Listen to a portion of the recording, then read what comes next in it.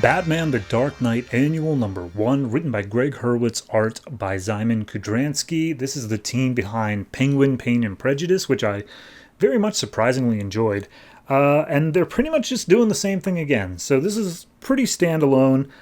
We see Mad Hatter has arrived at the Arkham Detention Facility for Youth, and he got a note from Penguin saying, "Hey, I've got a business proposition, show up here."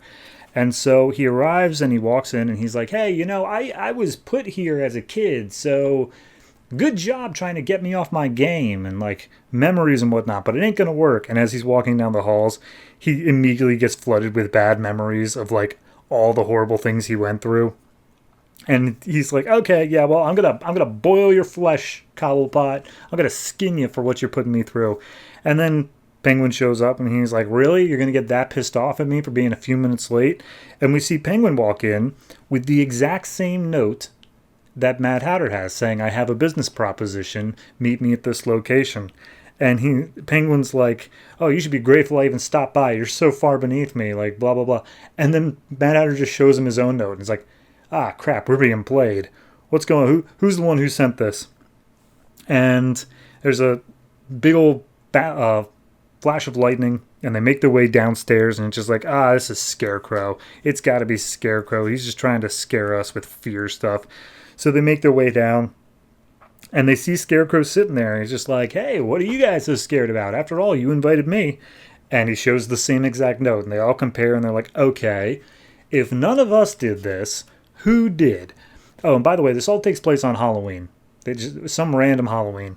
And another flash of lightning goes off, and they see the silhouette of Batman, and they all start freaking out. And they're like, "Crap, okay, it's Batman. How do we deal with this?" And Penguin like stabs down his umbrella, and he's like, "Look, he's got us here alone. As long as we stay inside, no one should be able to get us." And we see that the chandelier right above them collapses down because of Penguin like stabbing the ground. And they're like, "Oh, I bet he set that up. He's trying to kill us. He's finally cracked, man. He's out for us." And Penguin's like, "No, that's not the type of guy he is." And they all just kind of start talking about like what they dislike about Batman from the same level of like, "Oh, as long as there's no stained glass windows, we should be fine. Why does he always insist on bashing through the skylights and the stained glass windows?" And they're like, "Yeah, and he always just like starts throwing punches. No, hey, Penguin, how was your day?" He just immediately does that. And they realize like, yeah, he just does all that stuff to scare us, but like, it works. We are scared. And another lightning goes off, and they see his silhouette again. And he's just like, "All right, he's out there waiting. There's three of us, though. We could bum rush him." And then they see the shadow against the wall once again. They all freak out. And it's like, "Okay, well, maybe we can't take him. What do we got? Do we have any plans?" And they think, "Okay, well, he's outside. So next to the house is a hedge maze. If we make our way out there, we can split up in the hedge maze, and at least two of us should be able to get away. And it'll just leave it up to chance." And they're like, "All right, fair enough. Let's go." And as they're making their way out, someone trips over a little music box carousel thing that plays Three Blind Mice. And so the three of them go out, and they just start stumbling their way through the hedge maze as Three Blind Mice plays. And it's great. It's a great sequence because they all end up meeting up again just by chance. And they come across basically a scarecrow, but it is looking like Batman because there's some bats actually perching on it. And Penguin turns to Scarecrow and he's like, "Well, that's ironic." So they all run their way back inside, and they start laying into Scarecrow because he's the one who suggested the hedge maze, and so he starts fighting back against them.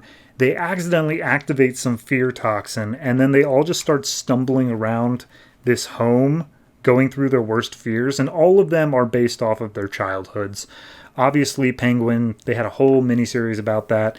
They investigate all the Mad Hatter stuff that they've been doing in Batman the Dark Knight. And Scarecrow was also from Dark Knight. So pretty much all these are just from either the series itself or from Simon Kudransky and Greg Hurwitz's earlier work. And it's beautiful little sequences, like Penguin's mom saying like, "Oh, I didn't love you. I pitied you. I cared for you because somebody had to. That's the only reason why." And Scarecrow's dad is like, the only reason I'm operating on you is because your mother left me, and I want you to feel alone as I do. And so they all start stumbling down the stairs, falling on top of each other.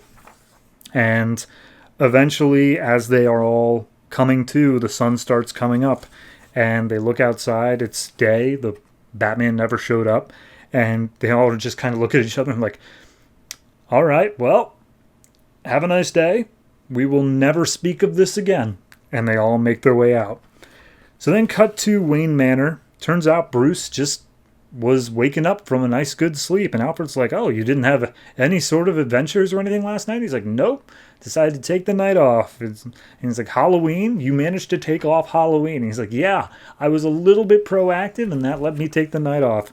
And so they walk out of the room, and we see sitting on top of Bruce's computer is the note that he sent to Scarecrow saying, I have a lucrative business venture for you. So Bruce did it. He set it all up. He played them against each other, knowing how much they'd just be terrified of Batman coming after them. I like it. It's an enjoyable little story. The art is fantastic, and it plays perfectly to the mood. Kudransky's just got that creepy factor to him. It's great. As for the writing itself, I think it's all supposed to be like almost a Three Stooges act, in that there's this light little bit of comedy over top of it, but it's still, once we get to the fear toxin section, and even before that, there is just this air of unnervingness because of when is Batman going to come in and just punch them out. It does a good job of really building up of, you expect it to happen at any minute. So overall, I gotta give this one like, I gotta give it like an 8.5. Yeah, 8.5. It really is a great issue. It's a nice little standalone thing. You barely need to know anything going into it. And it's just a solid little story of what does Batman do when he just doesn't want to go out? And the answer is he still takes care of the trash. So 8.5.